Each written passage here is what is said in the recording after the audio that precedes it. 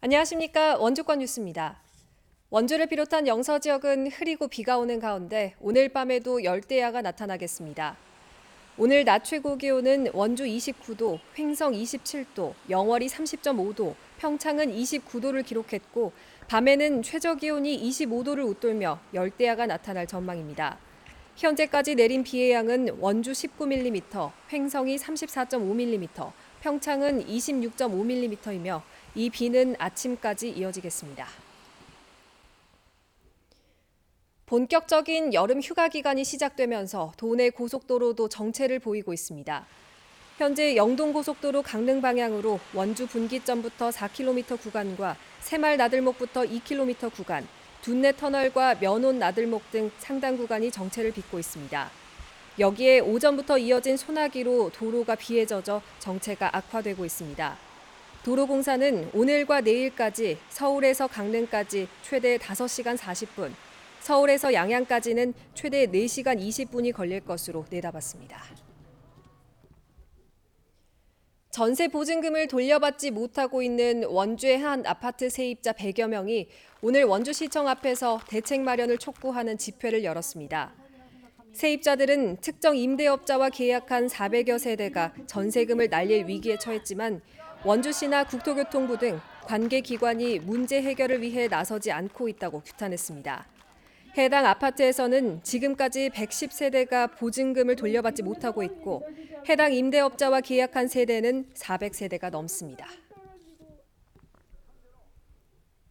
원주시 사회단체협의회는 오늘 오전 일본의 수출 규제를 규탄하는 범시민대회를 가졌습니다. 원주 지역 사회단체 회원과 시민 등 500여 명이 참가한 이번 규탄 대회에서는 일본 정부의 부당한 수출 규제 조치와 독도 영유권 주장을 즉각 철회할 것을 촉구하고 경제 보복에 맞서 일본 제품 불매 운동에 나서겠다고 밝혔습니다.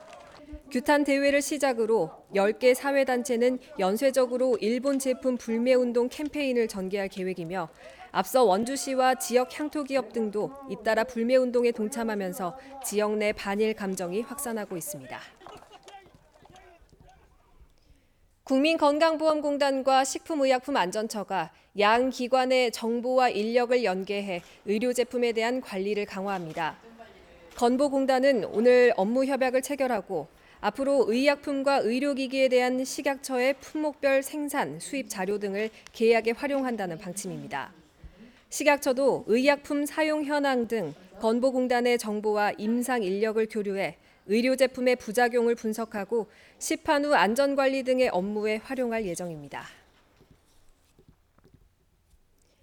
영월군이 멧돼지나 고라니 등 야생동물 피해 예방시설 설치 비용을 지원합니다.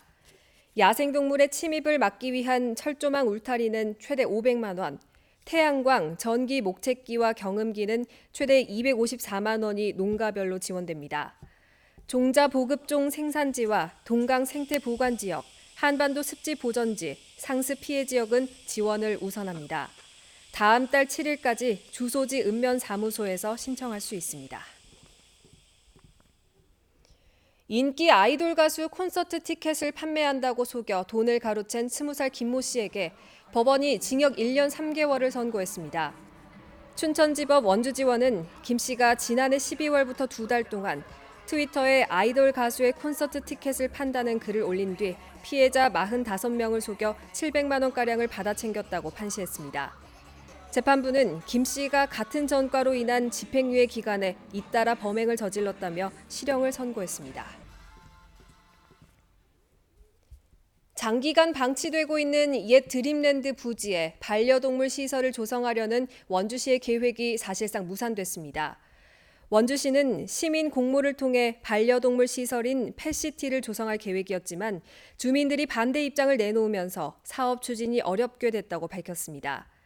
주민들은 해당 부지가 치악산 권역인 만큼 자연 환경 훼손을 최소화하면서 지역 경제 활성화에 기여할 수 있는 관광 기반 공공시설이 필요하다고 주장하고 있습니다.